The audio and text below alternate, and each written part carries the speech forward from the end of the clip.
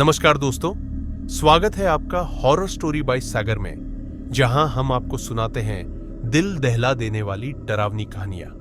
यहां आपको मिलेंगी वे कहानियां जो आपके रोंगटे खड़े कर देंगी और आपको नींद नहीं आने देंगी। हर कहानी के पीछे छुपा है एक रहस्य जो आपको सोचने पर मजबूर कर देगा। तो बंद कर लीजिए अपने कमरे की लाइट्स और तैयार हो जाइए एक अनजानी और भयानक दुनिया में कदम रखने के लिए। चलिए शुरू करते हैं आज की कहानी। उस सुनसान अंधेरी सड़क के किनारे पर एक कार खड़ी हुई थी और बाहर 5 लोग बेचैन से खड़े हुए किसी गाड़ी के आने का इंतजार कर रहे थे। तभी सामने से एक ट्रक आता दिखाई दिया तो उन्होंने हाथ हिलाकर उस ट्रक को रुकने का इशारा किया। ट्रक बिल्कुल पास आकर रुक गया और खिड़की की तरफ बैठे व्यक्ति ने सिर बाहर निकालकर पूछा, क्या हुआ? हमारी कार खराब हो गई है, क्या तुम हमें लिफ्ट दे दोगे? उनमें से एक आदमी ने पूछा। कहां जाना है? उधमपुर। तो चलो बैठ जाओ, हम भी वहीं जा रहे हैं। उस व्यक्ति ने उन्हें ट्रक में बैठने का इशारा किया और वे पांचों जल्दी से कार लॉक कर ट्रक पर चढ़ गए। अब माफ करना भाइयों, बैठने में जगह की थोड़ी दिक्कत होगी, जैसे तैसे बस फिट हो जाओ, 3 घंटों की ही बात है।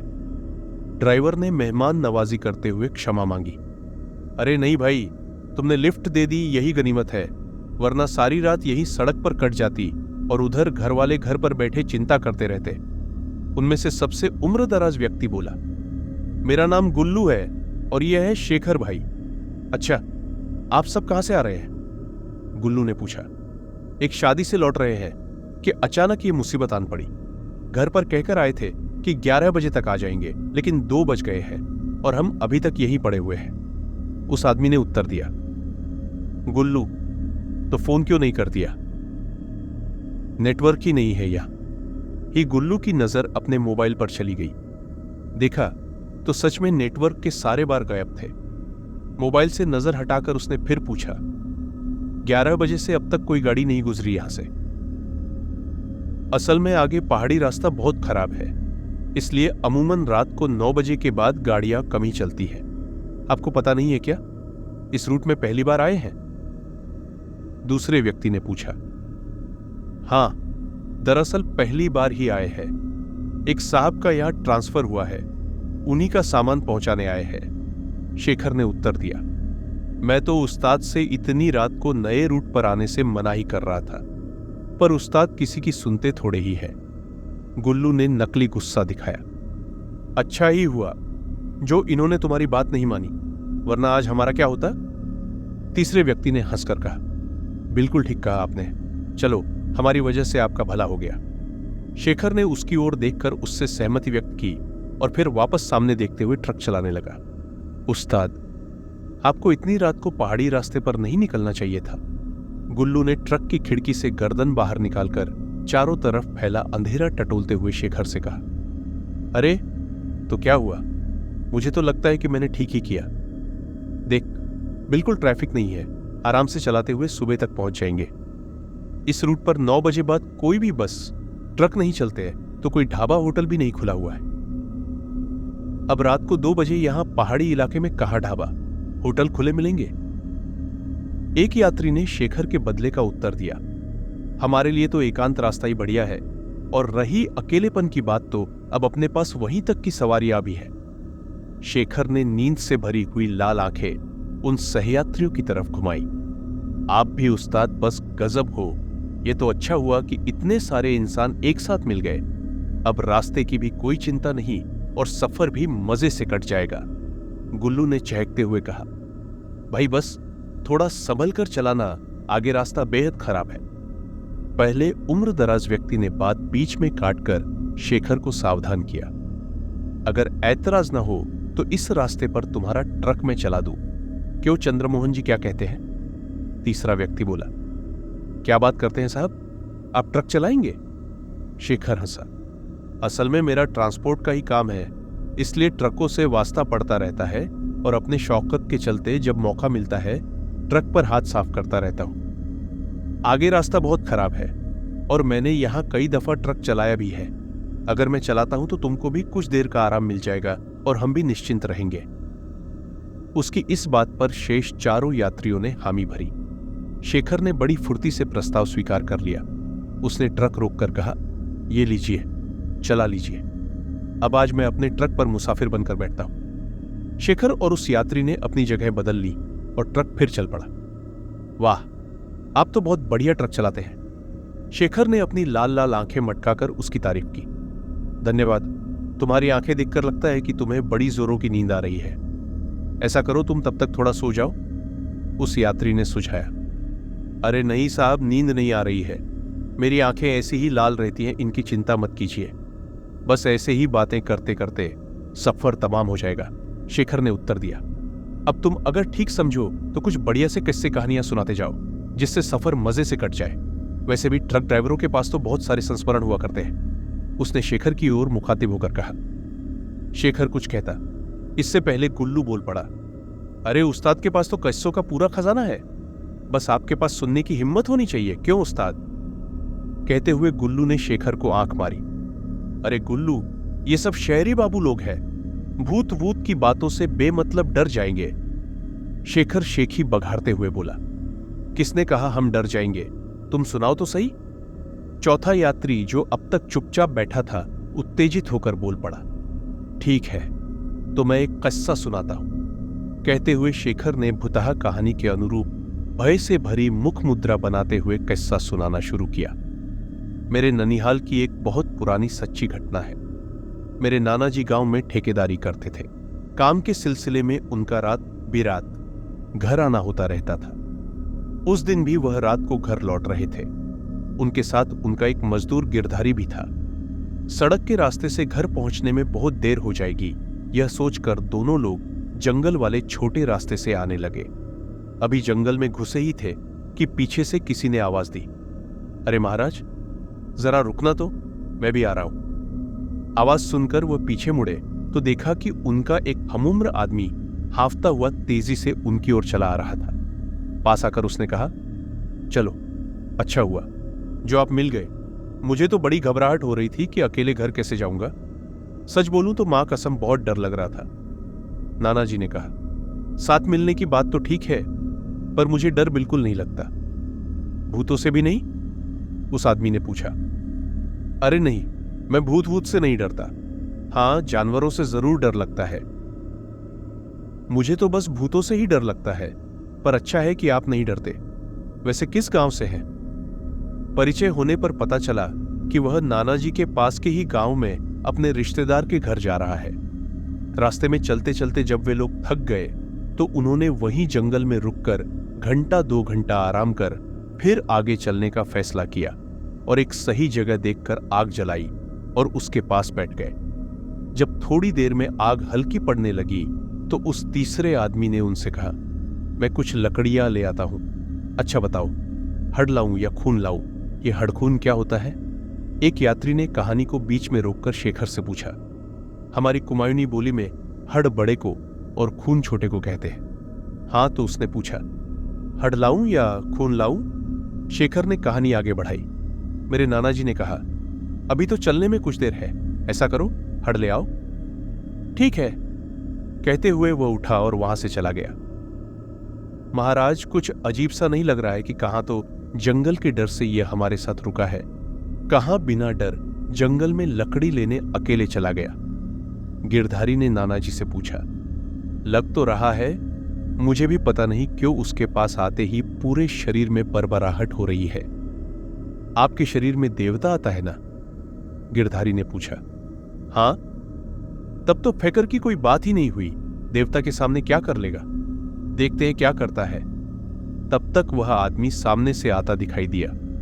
नजदीक आकर बोला, ये लो महाराज हड़। और कहते हुए उसने बड़े वयस्क इंसान की पूरी टांग की हड्डी उनके सामने फेंक दी।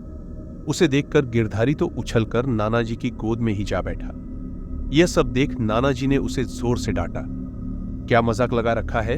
ये क्या लेकर आए हो?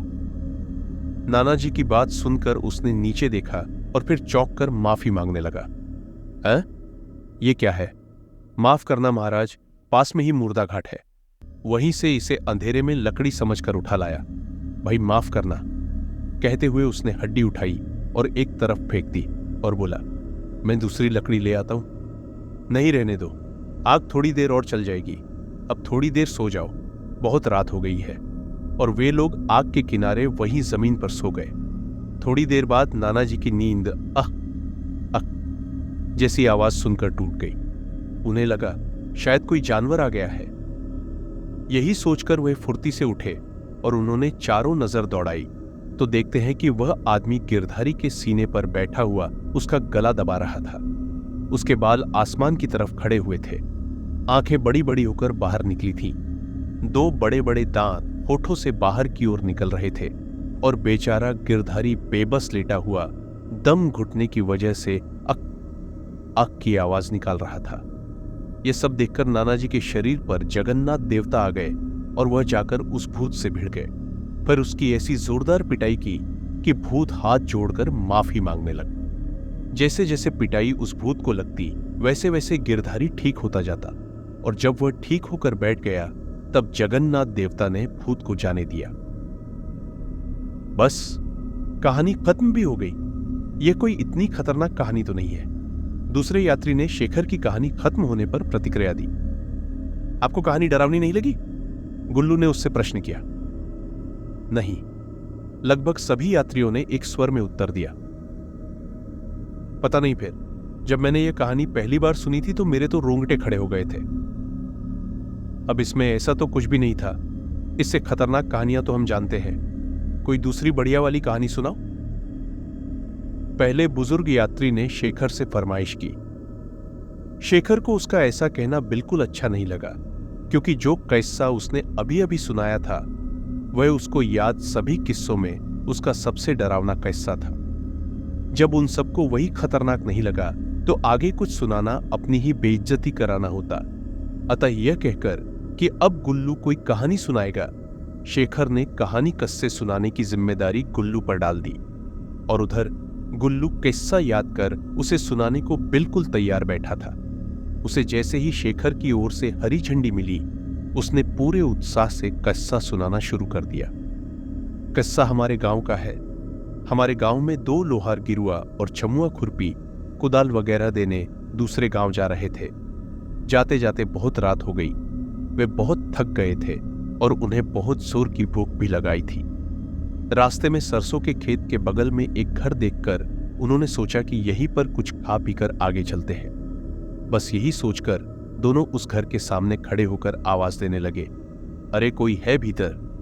उनकी आवाज सुनकर किसी ने अंदर से उत्तर दिया, हाँ मैं हूं यहां, अंदर आ जाओ।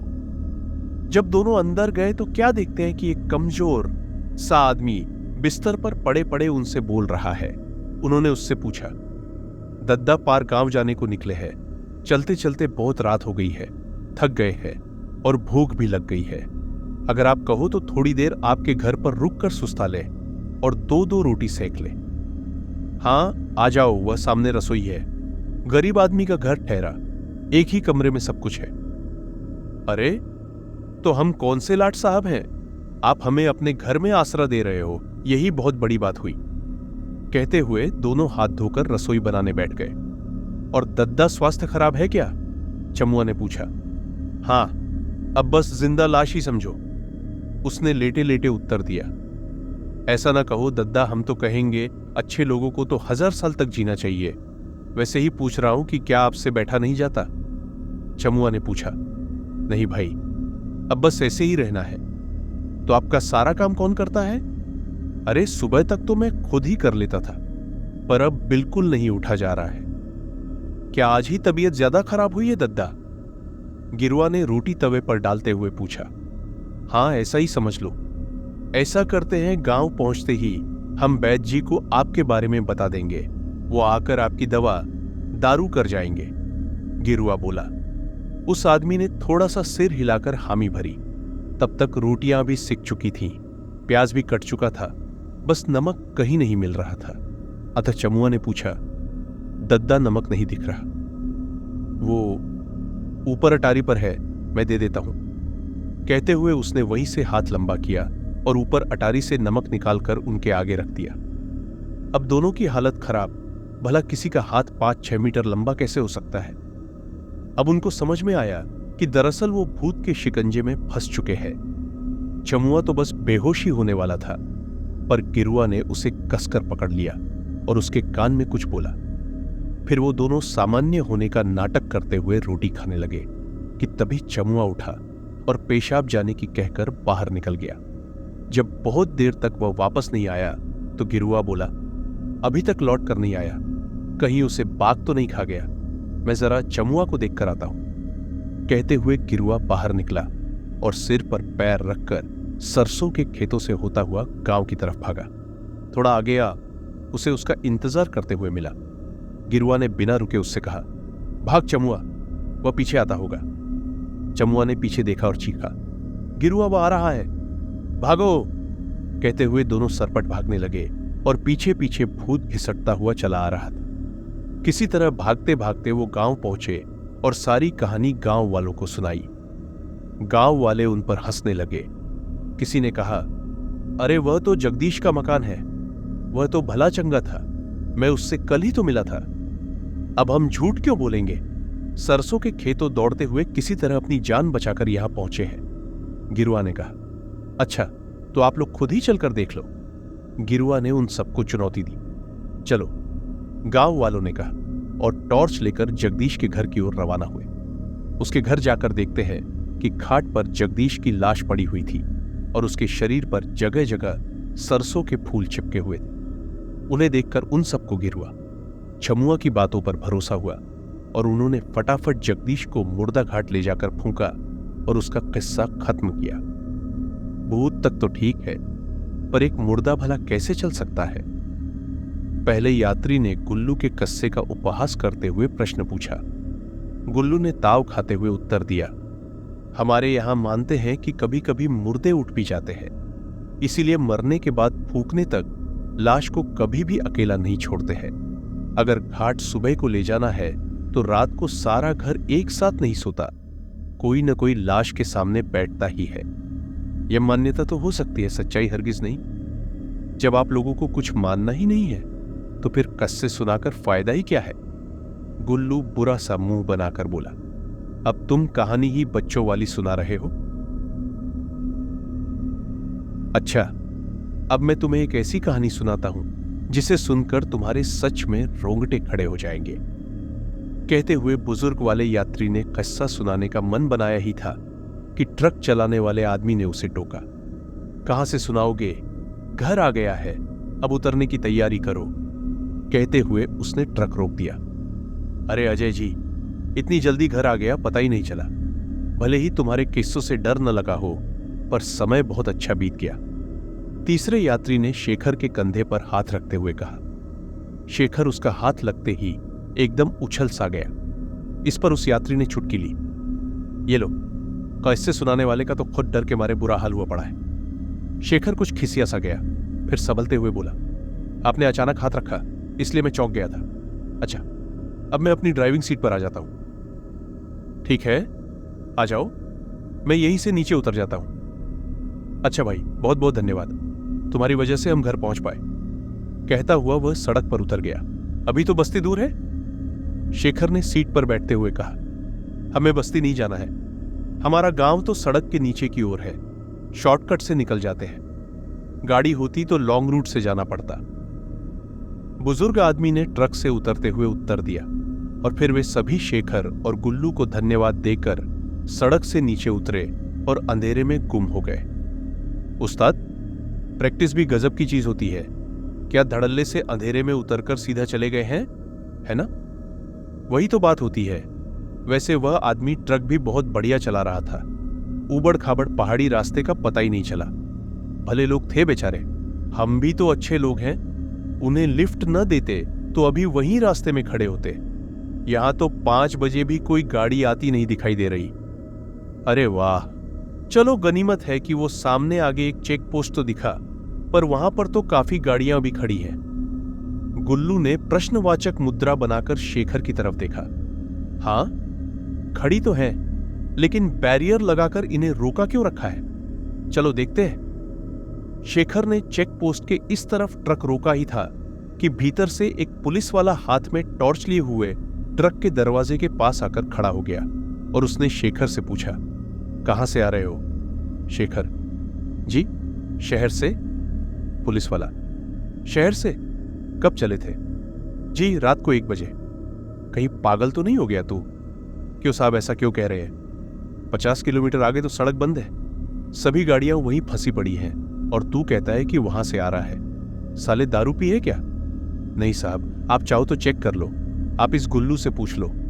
हम शहर से ही आ रहे हैं, सारे रास्ते सड़क भी बिल्कुल ठीक थी। अबे होश में तो है? रास्ते में पहाड़ से मलबा आ जाने की वजह से सड़क पूरी तरह से बंद, दोनों तरफ 1-1.5 किलोमीटर का जाम लगा हुआ है। बाकी गाड़ियां हमने यही चेक पोस्ट पर रोकी हुई है। यह कैसे हो सकता है साहब? हम 7 लोग तो वहीं से आ रहे हैं। 7 कौन? तुम तो 2 ही हो, पीछे किसी को बैठा रखा है क्या? पुलिस वाले ने खिड़की के भीतर टॉर्च चमकाई। पीछे कोई नहीं है साहब, वे 5 करीब 500 मीटर पहले उतरकर नीचे अपने गांव चले गए। तेरा दिमाग तो ठिकाने है? वहां कौन सा गांव है बे? उस्ताद सच कह रहे हैं साहब, वे लोग उतरकर नीचे की ओर चले गए थे, बल्कि उनमें से एक ने तो यह कहकर पूरे पहाड़ी रास्ते भर खुद ही ट्रक भी चलाया कि आगे रास्ता ठीक नहीं है। कुछ नाम तो बताया होगा उन लोगों ने अपना। 3 घंटे तुम्हारे साथ जो थे, नाम तो हमने पूछा नहीं, पर वो जो एक दूसरे का नाम ले रहे थे उसके हिसाब से 2 लोगों के नाम अजय शर्मा और चंद्रमोहन थे, बाकियों के नहीं पता। अच्छा जी, तो अजय शर्मा तुम्हारे ट्रक में बैठे हुए थे? अब साहब बड़े आदमी होंगे तो होंगे, जरूरत के वक्त तो हम छोटे लोगों से भी मदद मांगनी ही पड़ती है। असल में पहाड़ी शुरू होते ही करीब 100 मीटर आगे जो मोड़ है, वहां पर उन लोगों की कार खराब हो गई थी और क्योंकि कोई और गाड़ी वहां से गुजर नहीं रही थी तो वे हमारे ट्रक में ही यहां तक आ गए। शेखर ने सफाई देते हुए कहा। जानता भी है किसकी बात कर रहा है तू?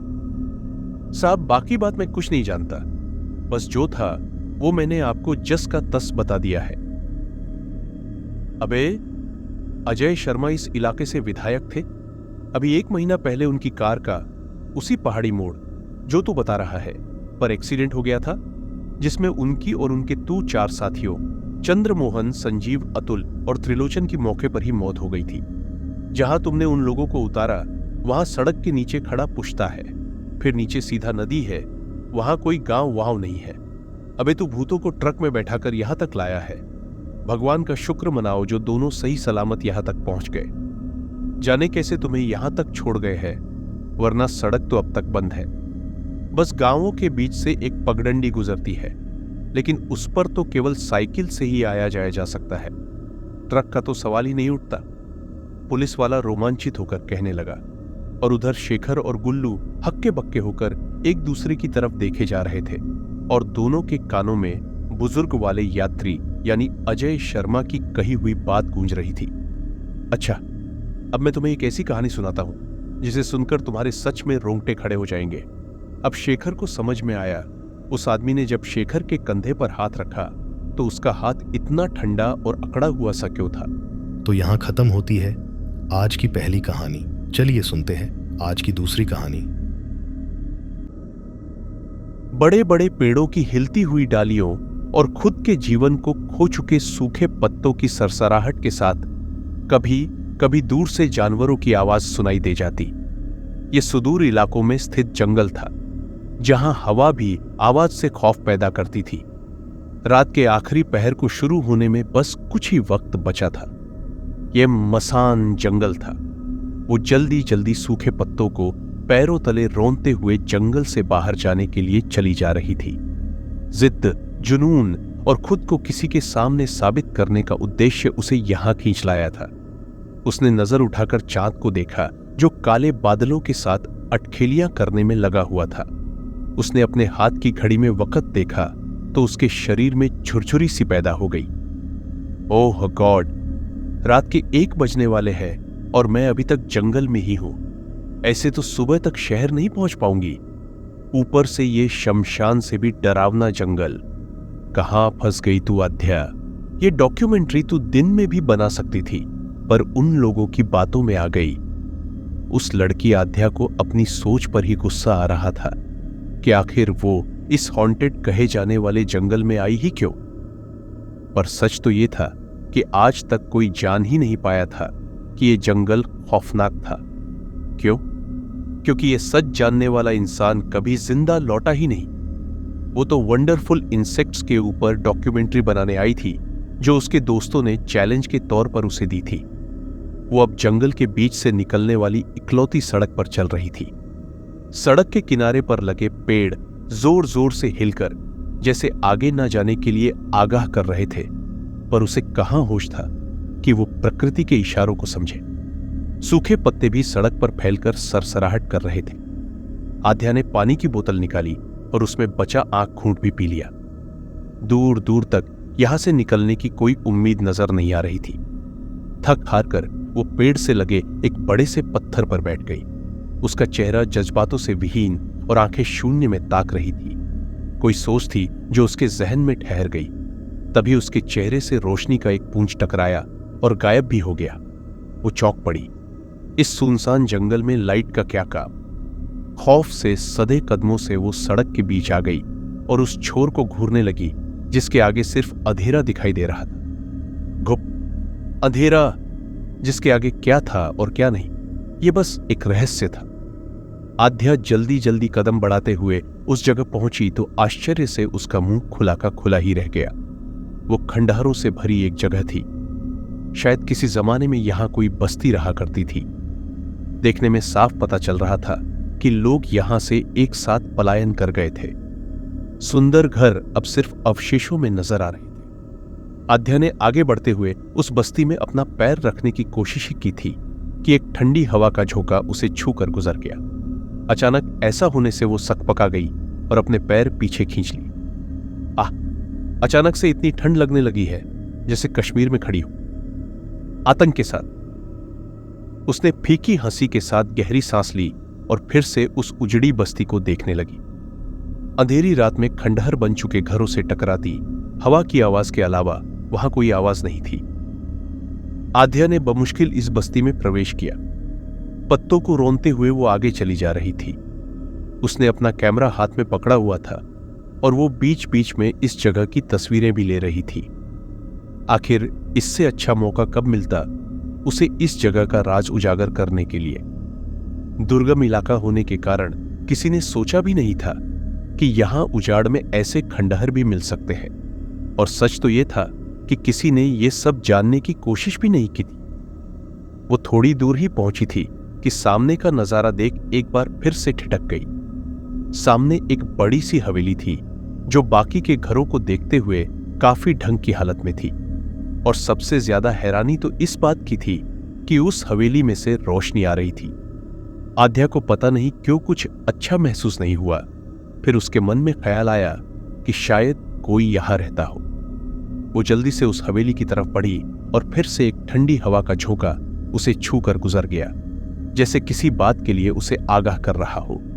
पर उसने लोहे के जंग लगे गेट को अंदर धक्का दिया तो वो गेट चरमराता हुआ चरर की आवाज से खुल गया। आध्या बेचैनी से रुक गई। उफ, अजीब जगह है ये तो। लौट जाऊं क्या?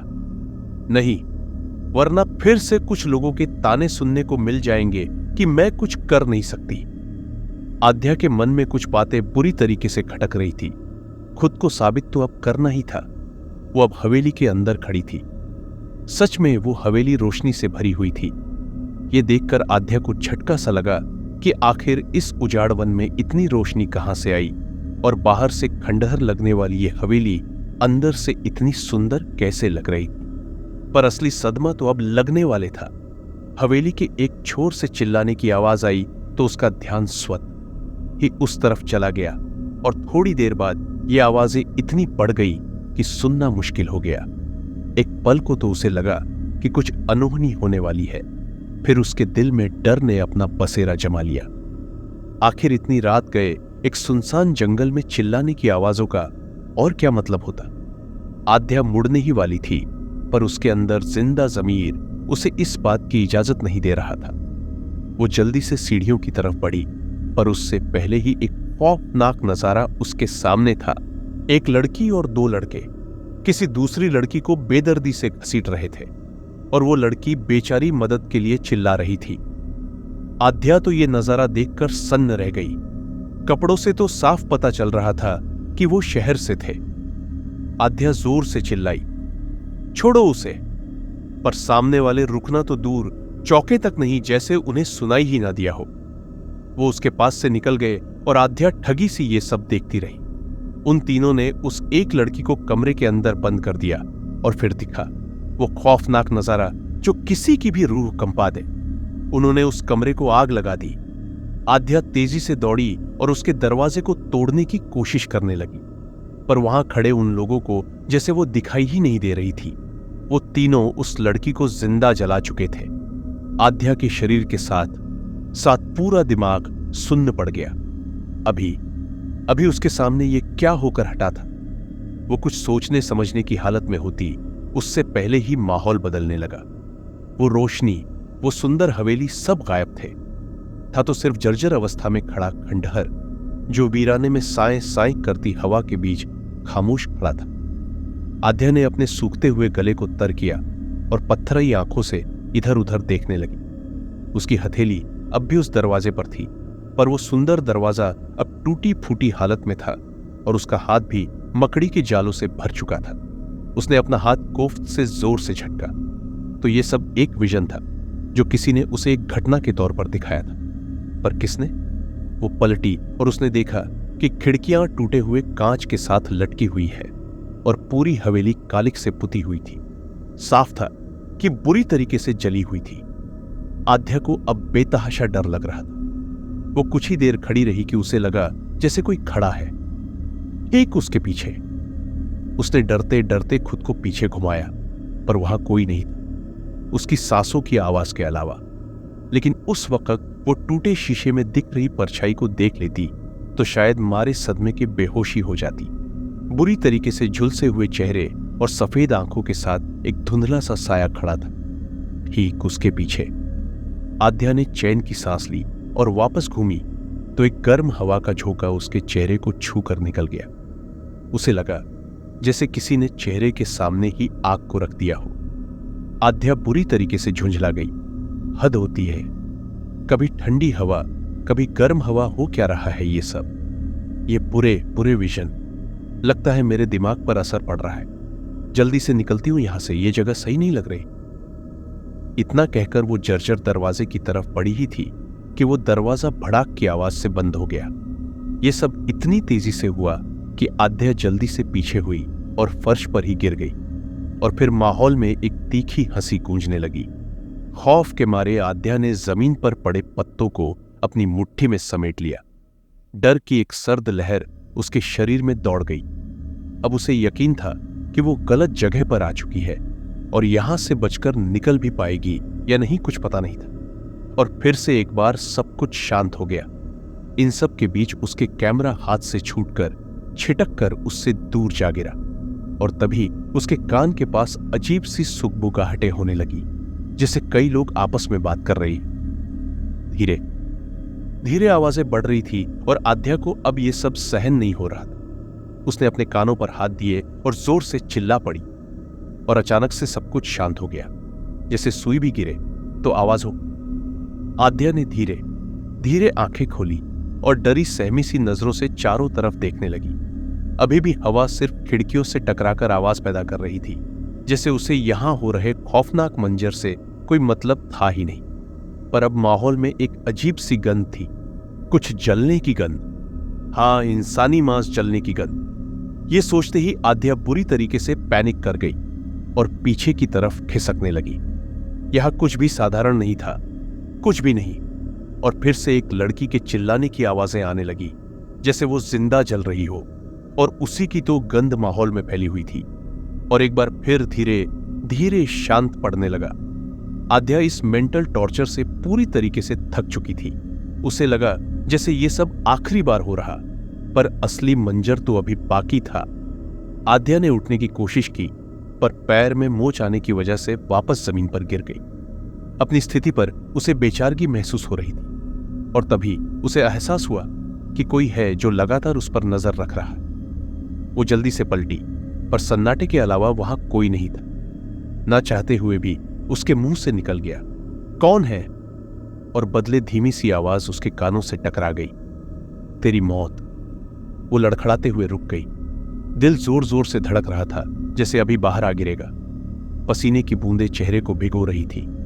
उसने डर से सूखे गले को तर किया और फिर धीरे धीरे नजर को ऊपर उठाया, और वो नजारा देख के आध्या की चीख निकल गई। वो वहीं छत पर लटकी हुई थी और आध्या को देखकर उसने कटाक्ष भरी मुस्कान दी और झटके से अपने सर को आध्या की तरफ मोड़ दिया। ये नजारा देख आध्या बेहोश होते होते बची। छत के सहारे उल्टी लटकी हुई और उसका सर आध्या की तरफ था। उसकी खौफनाक आंखें आध्या को खुद पर चुभती हुई सी महसूस हो रही थी। उस आत्मा का पूरा शरीर झुलसा हुआ था, जैसे अभी आग से निकली हो। उसकी पूरी सफेद आंखें खौफ की सौदागर थी। और फिर उसने छत पर उल्टा रेंगना शुरू कर दिया, तो वो जलने की गंध इसकी थी। आध्या में अब खड़े रहने की ताकत नहीं बची थी। वो बड़बड़ाए जा रही थी, मुझे जाने दो, मुझे जाने दो। और वो साया एक झटके से उसके सामने कूदा। आध्या संभाल नहीं पाई और फर्श पर गिर गई। वो डर के मारे पीछे की तरफ खिसकने लगी और वो अजीब सा साया गर्दन को एक तरफ झुकाए हुए उसे घूर रहा था। गर्दन ऐसे झूल रही थी जैसे टूट चुकी हो। आध्या जल्दी से जल्दी दरवाजे की तरफ बढ़ना चाहती थी, पर इतनी आसानी से कैसे? वो साया झुका और दोनों हाथों को फर्श पर रखकर जानवर की तरह चलकर आध्या की तरफ आने लगा। आध्या के मुंह से एक चीख निकली जो उसके आंसुओं में घुटकर रह गई। वो उस वक्त को कोस रही थी जब उसने यहां आने का फैसला लिया था। अब तो पता भी नहीं कि वो अपने परिवार और दोस्तों से कभी मिल भी पाएगी या नहीं। उसकी नजर अब धुंधली होती जा रही थी। एक भयानक सा साया उसकी तरफ जानवर की तरह चलता हुआ बढ़ रहा था और वो अपनी तरफ आती इस मौत को खुली आंखों से देख रही थी। उसे एक हल्का सफेद सा साया कुछ पल दिखा, शायद कोई भ्रम था।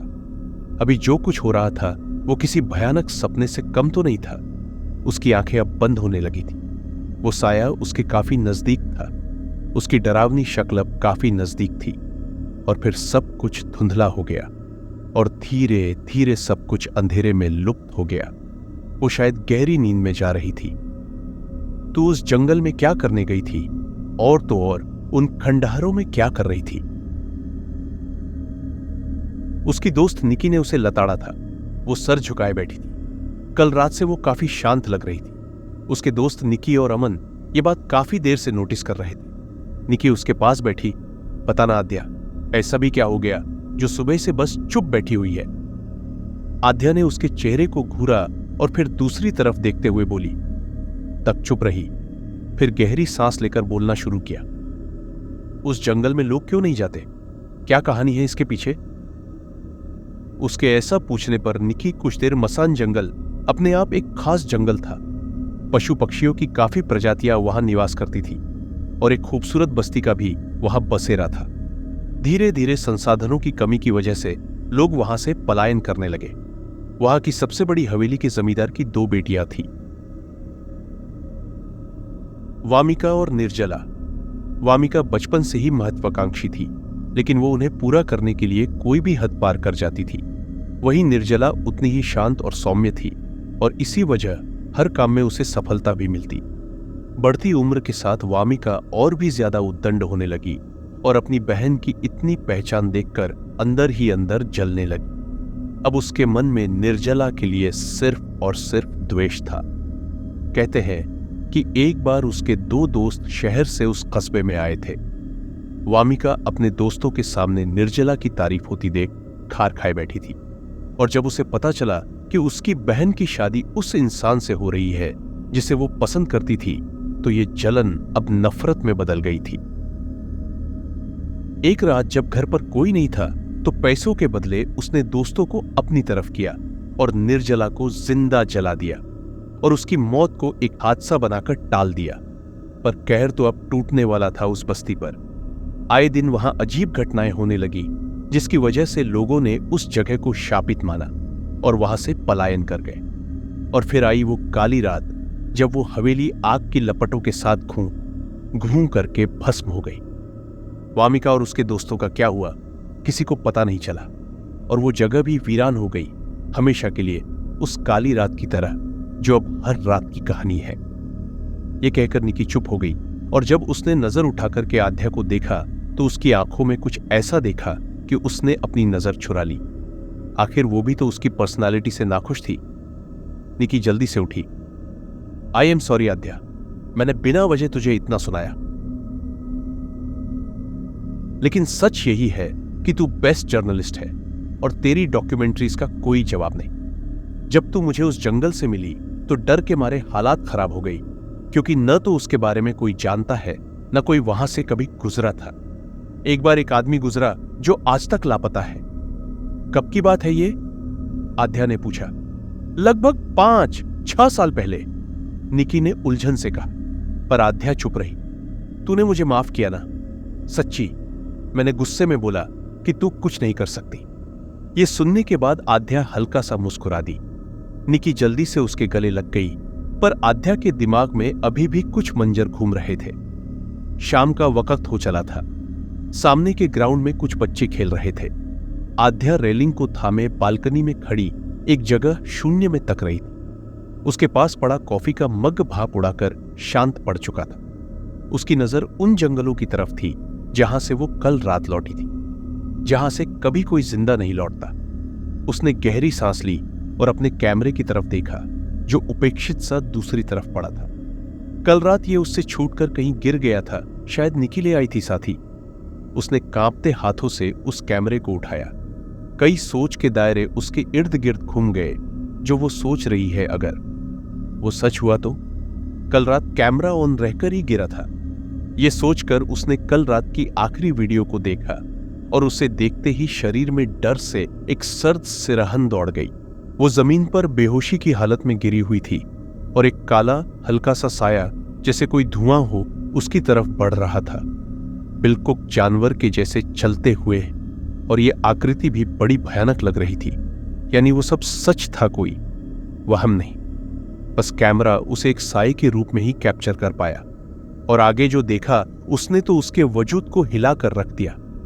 एक सफेद साया अब उसके सामने था और साफ दिख रहा था कि वो साया आध्या को बचाने की कोशिश कर रहा था। आगे वीडियो बंद हो चुका था। आध्या के पैरों में अब इतनी शक्ति नहीं बची थी कि वो खड़ी रह सके। अब सारी बात पानी की तरह साफ थी कि वो भयानक साया कोई और नहीं बल्कि वामिका थी, और वो सफेद साया निर्जला। उस रात सिर्फ हवेली में आग नहीं लगी थी, बल्कि साथ में जली थी वामिका, जिंदा। निर्जला ने आखिरकार अपना बदला ले लिया था, और उसके सामने वामिका की आत्मा की एक ना चलती थी। उस आत्माओं की दुनिया में उसे यह समझ नहीं आया कि निर्जला ने उसे क्यों बचाया। शायद उन दोनों की स्थिति एक सी थी, दोनों ही अपनों से दुखी थी, और वो आदमी तो शायद बेमौत मारा गया हो वामिका के कहर से।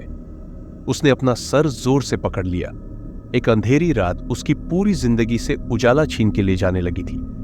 हाँ, ये सच था कि वहां जाने से पहले वो अवसाद में थी, आखिर अपने ही उसके खिलाफ थे। पर अब बस, अब इन सब से निकल के रहेगी, एक नई शुरुआत करेगी। उसने जल्दी से कैमरा लिया और कांपते हाथों से डिलीट का बटन दबा दिया। एक बूंद कैमरा पर गिरी जो आध्या की बाईं आंख से निकली थी। वो ये सच दुनिया को कभी नहीं बताएगी, भले ही ये उसका प्रोफेशन है, पर आत्माओं की दुनिया में वो किसी को दखलंदाजी नहीं करने देगी। उस अंधेरी रात का सच अब सिर्फ उसकी आंखों में कैद होकर रह गया था, हमेशा हमेशा के लिए। पर शायद वो भूल गई इंसानी फितरत को। ये उतना ही उस चीज के करीब जाता है जितना उसे दूर रहने को कहा जाए। भैया, ये मसान जंगल कहां है? सुना है बड़ा रहस्यमयी है। एक लड़के ने चाय की टपरी पर उस आदमी से पूछा। ये जोशीले युवाओं का एक ग्रुप था जो शायद कोई एडवेंचर करना चाहता था। उस आदमी ने बात टाल दी तो वो लोग भी मुंह बिचकाते हुए खुद ढूंढ लेंगे कि गरज पर जंगलों की तरफ निकल गए। उस आदमी ने आसमान की तरफ देखा, जहां चांद बादलों के पीछे पूर्ण रूप से छिप चुका था। उसने एक गहरी सांस ली और आगे बढ़ गया। एक बार फिर यह अंधेरी रात इंसान की औलाद को सबक सिखाने वाली थी कि दूसरे के क्षेत्र में घुसपैठ नहीं किया करते। वो शक्तियां कैमरों में कैद होने के लिए नहीं है, वो तो कैद होती है सिर्फ आंखों में। तो यहां खत्म होती है आज की पहली कहानी। चलिए सुनते हैं आज की दूसरी कहानी। अमेरिका के लॉस एंजलिस की एक रात बारिश का कहर ढा रही थी। बाहर बहुत बारिश हो रही थी, इतनी मूसलाधार की हाथ को हाथ ना सूझे। नीना इसी तेज बारिश में अपने ऑफिस से घर को चली थी। वैसे तो हर रोज वो जल्दी ही घर पहुंच जाती थी, पर आज वो जानबूझ के ऑफिस से लेट निकली क्योंकि वो अपने बॉयफ्रेंड निक्स को मिस कर रही थी, जो पहली बार काम के सिलसिले में शहर से बाहर गया था। उसने एक शॉर्टकट पकड़ा, पर अजीब बात थी कि रास्ता बिल्कुल सुनसान था। खैर, इस बारिश में और उम्मीद भी क्या की जा सकती है। वो तेज तेज कदमों से अपने अपार्टमेंट की तरफ बढ़ने लगी। तभी उसे अपने से बहुत दूर एक साया दिखाई दिया और उसे ये सोचकर चैन पड़ा कि इस माहौल में वो अकेली नहीं है। पर धीरे धीरे उसने महसूस किया कि वो साया इतना दूर खड़ा होकर भी कब से उसे ही घूर रहा था। इतनी रात गई यूं किसी का घूरना, ये सोचकर नीना के शरीर में सिराहन दौड़ गई। उसने अपनी गति और तेज कर दी और जब नजर उठाकर देखा तो अब वहां कोई नहीं था, पर वो अपने अपार्टमेंट के सामने थी। उसने जल्दी से दरवाजा खोला और अंदर घुस गई, पर आज ये खाली घर उसे खल रहा था। निक्स से वो रिलेशन में आने के बाद पहली बार उससे दूर रही थी। ये उन दोनों का प्यार सा आसियाना था। उसने मुस्कुराते हुए बेडरूम की तरफ देखा, जहां बेड के एक तरफ उन दोनों की तस्वीर थी जिसमें निक्स उसके सर को चूम रहा था। नीना फ्रेश होने के लिए बाथरूम में चली गई और उन दोनों की तस्वीर पर एक और साया पड़ा। नीना जब सर पहुंचते हुए बाहर आई, तभी उसके सामने वो तस्वीर जोर से गिर गई और उस पर दरारें आ गई। उसने जल्दी से तस्वीर को उठाया और कोई हादसा समझकर उसे वापस टेबल पर रख दिया। वो आईने के सामने आई और बाथरूम की डीप नैक से झांकते कुछ जख्मों को घूरने लगी जो उसके सीने के ऊपर थे। साफ लग रहा था जैसे किसी ने जोर से खरोंचा हो।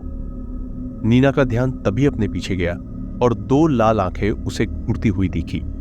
उन आंखों से जैसे लावा टपक रहा था। नीना ने जल्दी से पीछे की तरफ देखा, पर वहां साए साए करती हवा के अलावा कुछ नहीं था, बस हवा से पर्दे उड़ते। नीना ने डाइनिंग टेबल पर प्लेट में चम्मच घुमाते हुए नाश्ता किया और निक्स के कॉल का वेट करने लगी। पर जब काफी देर कॉल नहीं आया तो वो उठकर बेड पर चली आई। वो उसे फोन भी नहीं कर सकती थी क्योंकि वो किसी मीटिंग में भी हो सकता था। आधी रात गए उसका फोन बजा और आदतन नीना बड़बड़ाई, निक्स पिकअप द फोन प्लीज। पर निक्स तो वहां था ही नहीं। जब काफी देर कोई रिस्पांस नहीं मिला तो वो उठी और निक्स की साइड से फोन उठाने लगी, पर उस तरफ कोई लेटा हुआ था। नीना नींद में भूल चुकी थी कि आज निक्स उसके पास नहीं है। फिर उसके पास कौन लेटा है? नीना ने कॉल रिसीव किया। यह निक्स था जिसने प्यारी सी मुस्कान के साथ नीना को हेलो कहा, पर नीना ने कोई जवाब नहीं दिया। उसकी सांसें तो अटकी पड़ी थी। वो तो इस ख्याल से ही सिहर उठी कि कोई उसकी बगल में सो रहा है, वो भी तब जब वो अकेली है। उसकी हिम्मत ही नहीं हुई कि वो मुड़कर एक बार देख ले कि कौन सो रहा है। निक्स, बोला ना नीना, क्या हुआ? तुम्हारी तबीयत तो ठीक है ना?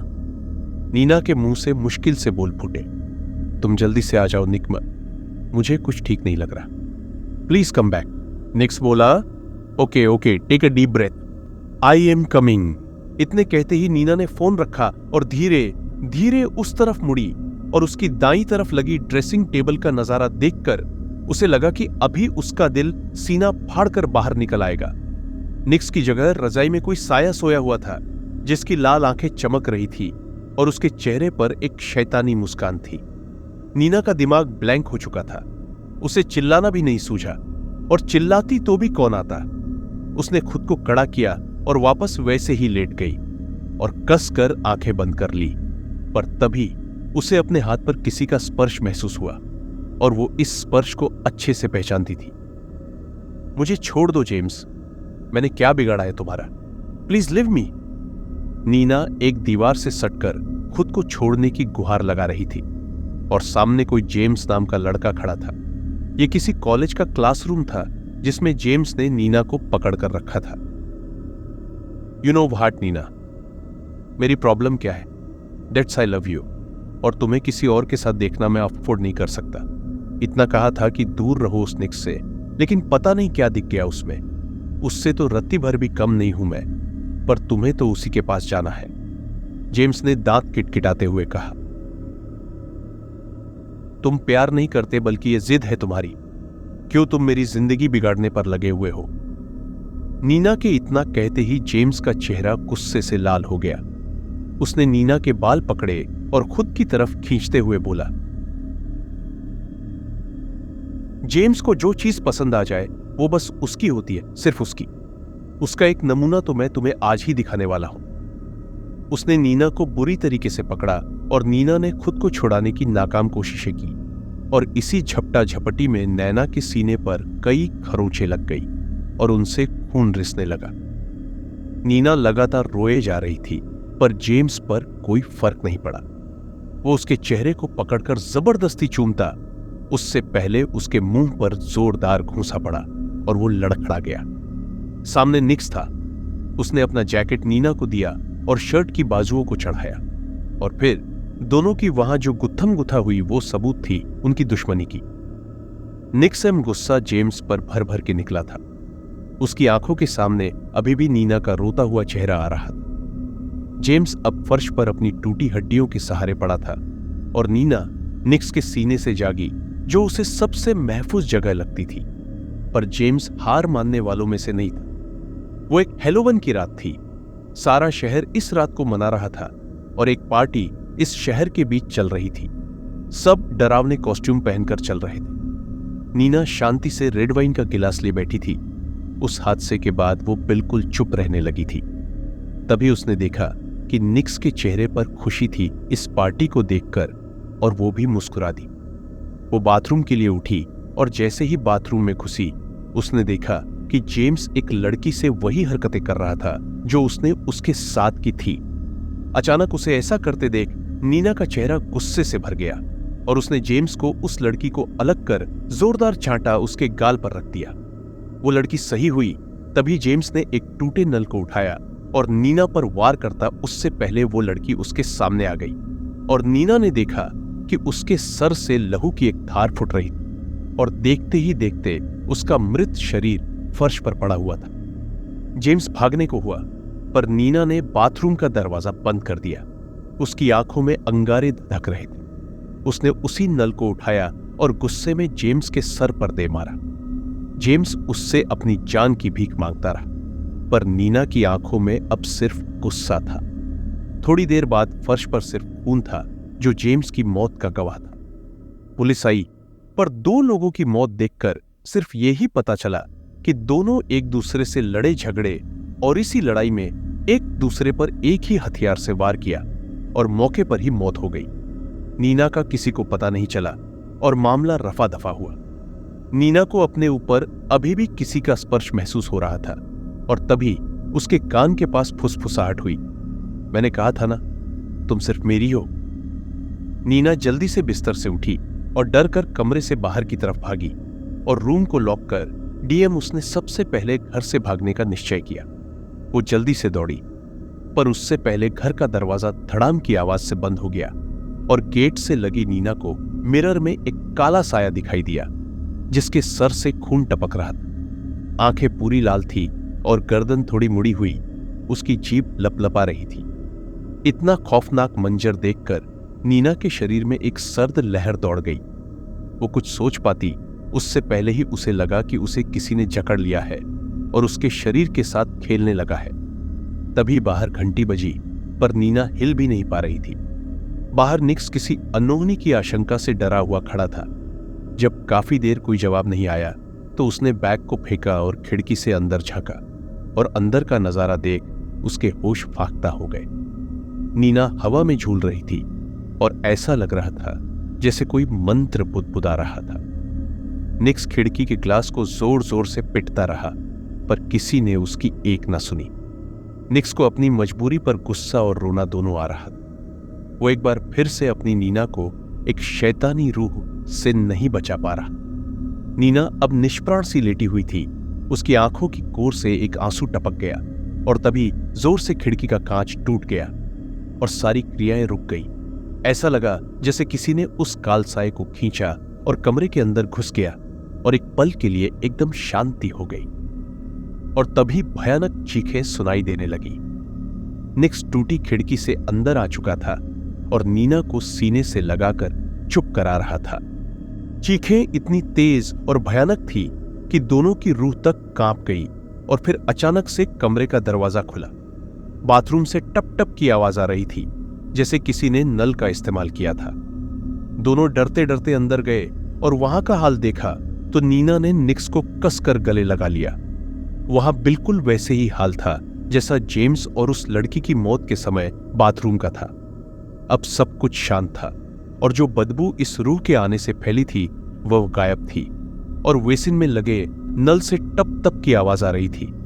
नीना ने सब सही किया और निक्स के साथ बिस्तर पर आ गई। निक्स खुश था कि एक बुरी बला टल गई। नीना ने जब खिड़की की तरफ देखा तो सफेद धुएं के जैसी एक आकृति मुस्कुरा रही थी और फिर धीरे धीरे गायब हो गई। उस लड़की ने अपनी मौत का बदला ले लिया था। आत्माओं की दुनियाओं में निक्स को कसकर पकड़ा और उसके होंठों पर एक प्यारी सी मुस्कान आ गई। आखिर वो सबसे महफूज जगह थी। तो दोस्तों, यह थी आज की भयानक कहानी। उम्मीद है आपने इसे पूरा सुना और यह आपको पसंद आई होगी। अगर आपको हमारी कहानियां पसंद आती हैं तो कृपया हमारे चैनल अनुराग की वाणी को सब्सक्राइब करें, वीडियो को लाइक करें और अपने दोस्तों के साथ शेयर करें। कमेंट्स में हमें जरूर बताएं कि आपको यह कहानी कैसी लगी और आगे आप किस प्रकार की कहानियां सुनना चाहते हैं। हम फिर मिलेंगे एक नई और डरावनी कहानी के साथ।